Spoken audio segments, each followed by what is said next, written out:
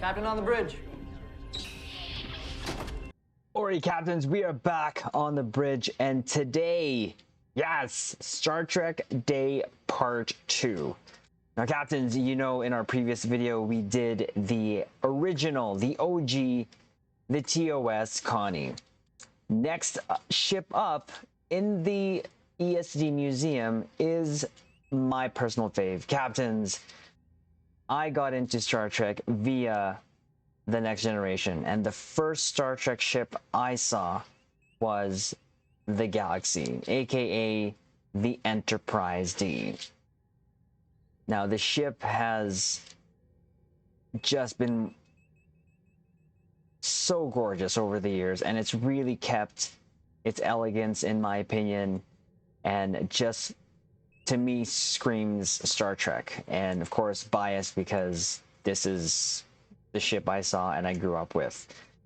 And really excited today that we were going to do this on the second day, because like I said, captains, the video that we did, which was Star Trek Day Part 1, was right there, the TOS in the background there. So the next ship up is the Galaxy. So what we're going to do is go over the build we came up with after we go through the sort of little nostalgia nugget here that they have us click on, and then show which scenes we grabbed inspiration for this build, and then take it into Nargala and see how it does. Now, again, captains, this is going to be based on sort of the previous foundation we sort of put with the original Connie, which was going for a more screen accurate sort of pewZ.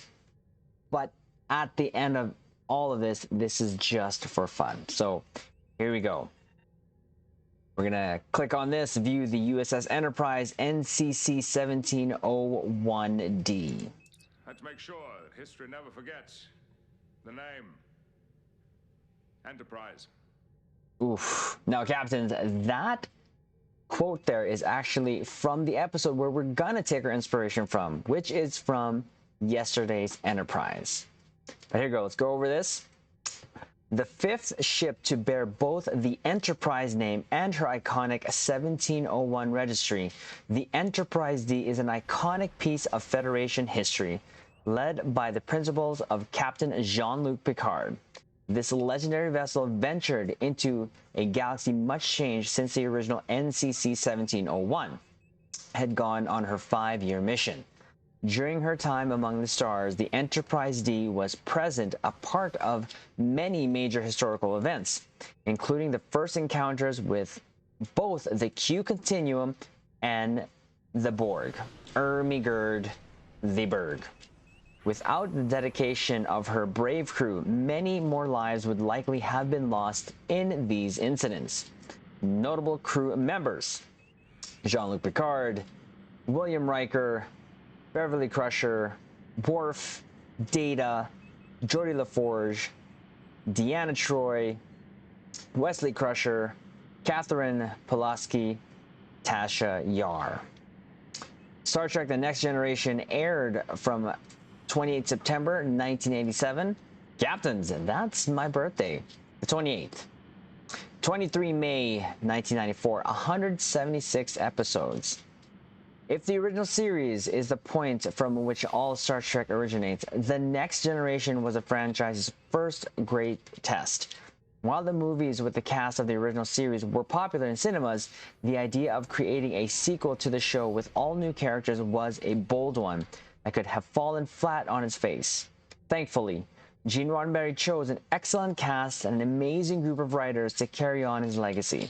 Because of the success of TNG, Star Trek lives on. Love these nostalgia nuggets. Now, captains, here we go again. We'll show the scenes of which we are taking inspiration for today's tribute to Star Trek Day Part 2. So we're just going to close this off. Open up this little window here. So again, captains, we're taking this actually from, like I'd mentioned earlier, yesterday's Enterprise, which the quote was from. So this kind of worked all well and good. So here we go. Here's the first scene. Continue fire all phases.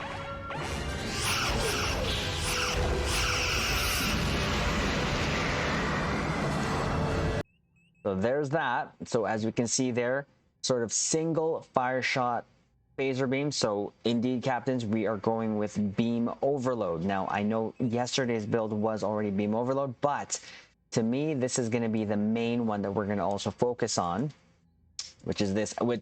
Let me just say, when I first saw this, I lost my ever-loving mind. This just was one of the coolest pew pew scenes, both the firing of the phasers and this next scene here. Photon torpedoes ready. Dispersal pattern, Sierra. And fire.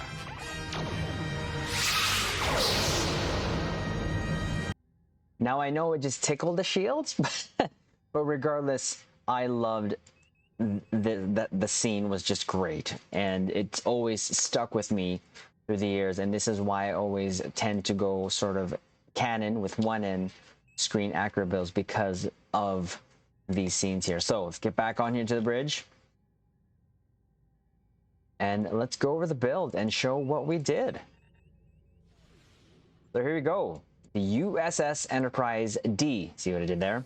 Now, we use the Terra Cygnus battle cruiser. One of the reasons being which, with this Enterprise being in an alternate timeline and in a war, we wanted to sort of go with a more tactical heavy.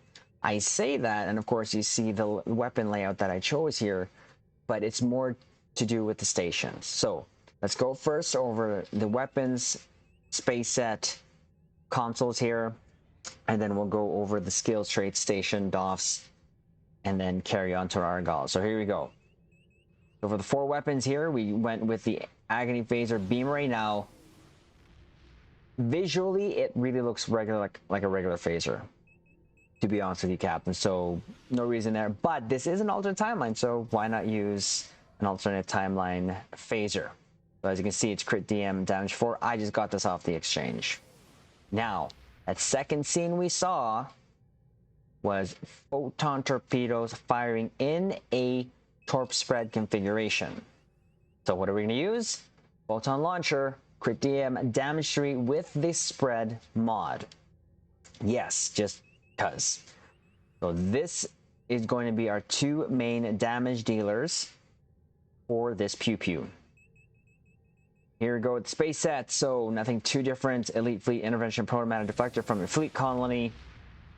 The prevailing innovated impulse engines, which is from your competition rep. The Mycelial Harmonic Matter Antimatter Core and Facilities Review Pending Modified, both from Discovery rep. Now, the aft weapon in this particular episode, we did not see photon torpedoes firing from the aft, but we know that there is an aft torpedo launcher.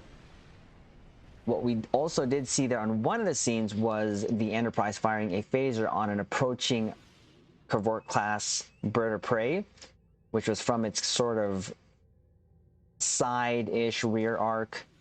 So we're going to keep this here, but what we're going to do is mostly keep our bow to our targets to have our main 4 weapons firing. Let's go on to the devices here. Kobayashi Maru transponder. We have our Torp Candy for the bonus 30% bonus projectile damage. So you'll see here in this build, I'm going to be boosting both torpedo and beams. Temporal Negotiator, red matter capacitor. Our consoles here, we have Tactical Lorca's custom fire controls from your Discovery rep for the 3.9 crit chance and shield pen, weapon power setting. Consoles, binaural infusion circuits from the Low-Buy store. Can't beat 26.2% critical severity. Now we are going to use the emulating phaser lance, which is from the Deimos Pilot Destroyer. We're not going to actually use it. We're just going to use it for its passives, which are 15.8 phaser damage and the 43.8 Starship shield penetration. Of course, the familiar set here that we use, dynamic power distributor module, of course, from the Atlas, the prototype Dreadnought ship there from the event campaign. You can get also the same here with the Deimos, but we're using it for its plus 11.3 all damage resistance rating. 19% directed energy damage. And of course, it's clicky goodness, because for 20 seconds when you hit it, plus 40% bonus damage, plus 100 bonus damage resistance rating, and plus 500% hull regen. We are pairing it with the point defense bombardment warhead, which you can get from any version of the NX. 25% projectile damage, which is going to help our torpedoes. Plus 1% critical chance. Say it with me, that's cute. But, let's not discard that. Pair them both up. To pewZ, you have plus 33% phaser damage. So not bad. Now, we are also not going to be using this. This is just there for the passives. We're going to still use the Ordnance Accelerator because it's both going to give us 26.3% projectile and phaser damage. We're going to use a Domino. Of course, this ordnance is from the Gamma Rep. The Domino is from the Bajoran Interceptor, which you can get from the Epic tier from the Phoenix prize pack. Plus 15% phaser damage. Plus 20 AC. But when you hit this for 10 seconds, you have 25% fire cyclone haste for energy weapons, 25% bonus all damage, 25% recharge speed for all officer abilities, plus 100% recharge speed for torpedo weapons. And while this is on, you defeat a foe, you get plus 2 seconds added. The duration to all effects may only occur, though, 10 times.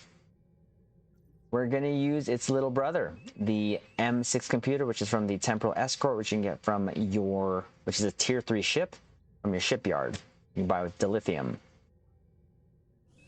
Plus 15% bonus all damage for 15 seconds, 25% cooldown reduction for tactical officer abilities, 20% fire cycle haste for all weapons for 15 seconds, plus 30 AC and defense rating for 15 seconds. So kind of like the little brother of the Domino. And to change it up, we're going to use the quantum phase converter here. This is for the plus 26.3 phaser damage. So that's not bad. And you can actually get this from the featured episode, or one of the episodes there, the Sunrise. Great console. And for the tactical consoles, we're just going to go all across the board with vulnerability locators for phasers, with a plus 39.4% phaser damage and plus 2% chance. Now, our stats. We are at 43.8% crit chance and 196.2% crit severity. Keep in mind, captains, I do have my Pendevers ranked all the way to 600. Now, captains have asked me what Pendevers are. I call them Pendevers because it's just personal endeavors, so Pendevers. Sorry. Sorry, not sorry. There's that, captains. Again, for our skills, specialization, still intelligence, officer primary, and temporal ops secondary. Traits, this is what we did here to help our pewZ.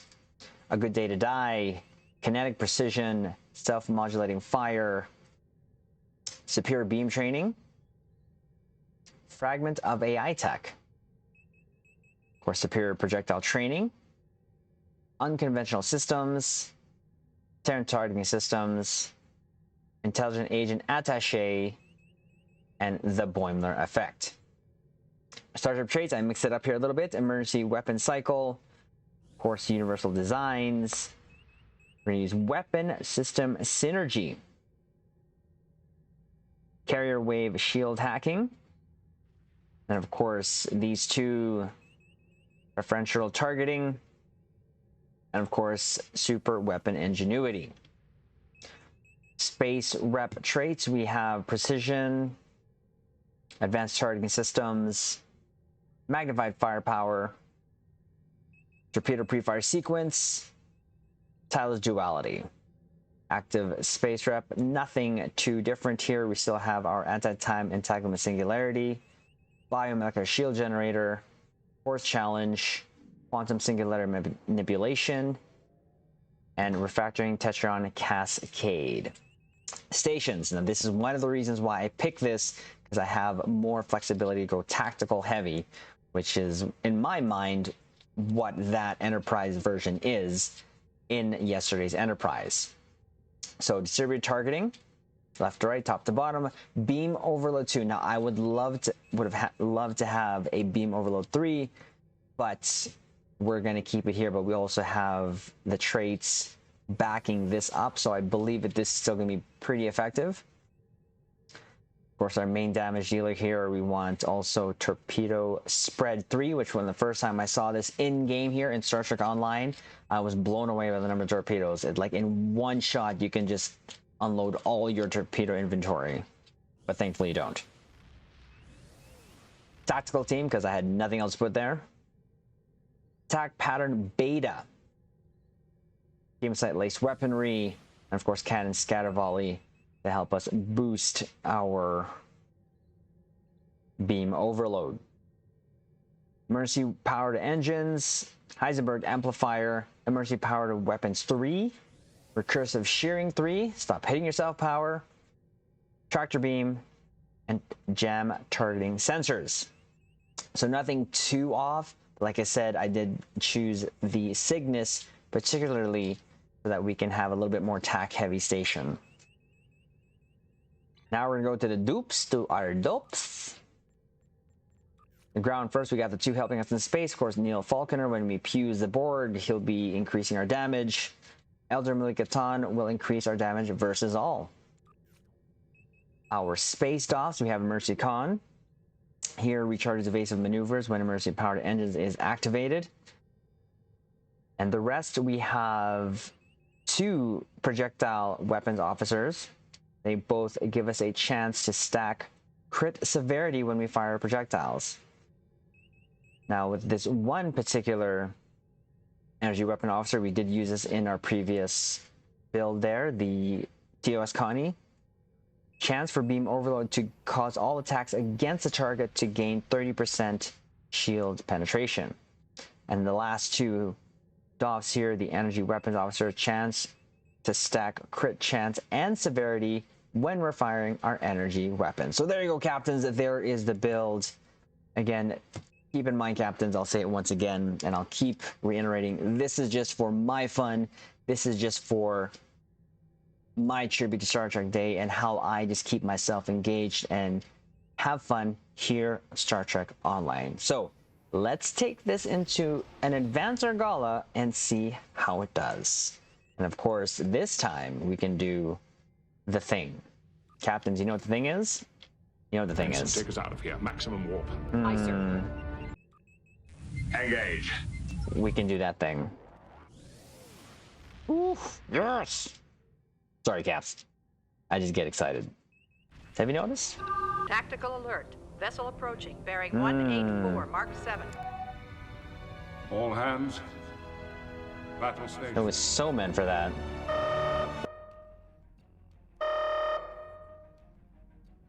Weapons hot, deflectors to full.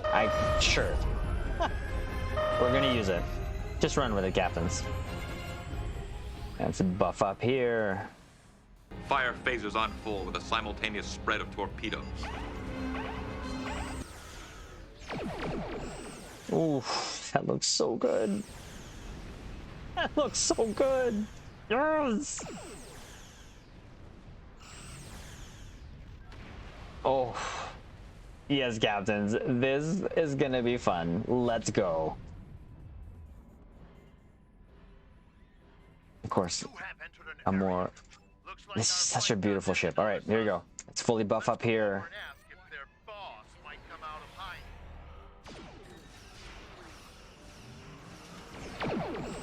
Oof, that torp spread. Yes!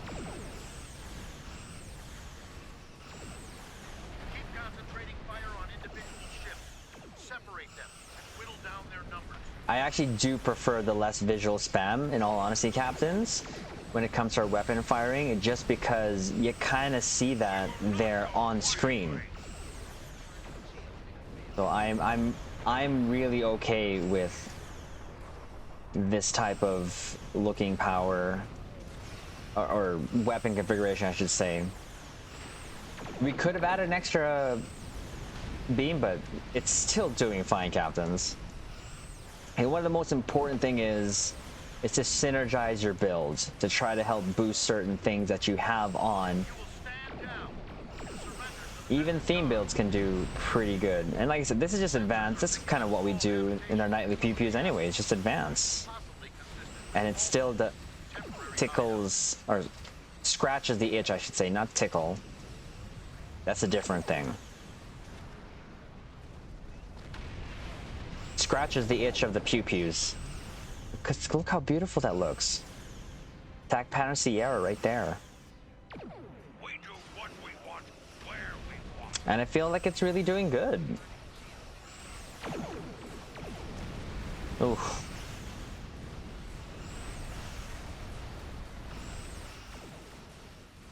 So firing a single torps. I'm not even sure if that spread mod procs a lot, but doesn't matter. It's the theme and thought that counts, okay? Picked up a tight beam transmission on a That's what counts more to me, in all honesty. comms now, but it was probably a call for assistance. Take down this ship, and I think this is the last one before the last group there. I'm taking you. There we go. All right, let's use whatever we can here to take this ship down.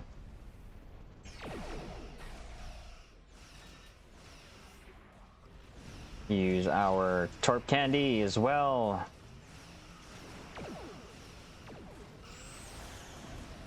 That in there. So. And she's holding up well.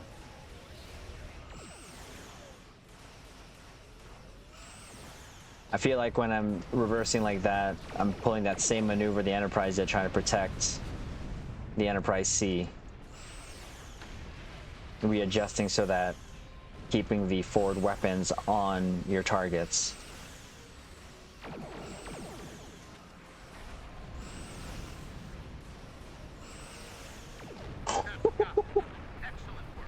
Yes!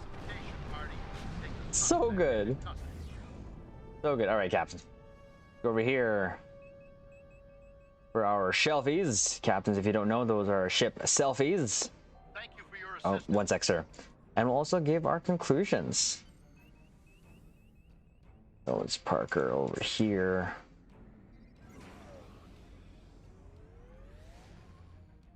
Get a nice shot there on this gorgeous looking ship. Oof. Get a little sun in there. There you go, captains. So there you go. This is our part 2 for our Star Trek Day. And of course, I could not be more happy to come back onto the Galaxy, aka the Enterprise D. Captains, you know, for myself, it doesn't take much to take inspiration to make a build, and it just keeps it fun for me. Anything that I can do to sort of keep myself immersed in the Star Trek universe, I will do, or I do. Just like this, another reason to go back onto the Galaxy. We've already done previous builds on it, but I think that these type of builds for me is how I want to do for the next little while, especially for the Star Trek Day builds that we're going to have planned. So this is our part 2. Captains, check our part 1. Tomorrow will be part 3, and I believe it's the Defiant that was next there. Actually, you know what? Let's go back. Let's depart here, and then we'll show what's... The Kazon have Oof, look at that warp out. Engage. Woohoo! There's another reason just to hear Picard's voice, because Captain's he's also my favorite captain, so he was my first. So we'll warp in here. Check out what the next ship will be. And it will be the...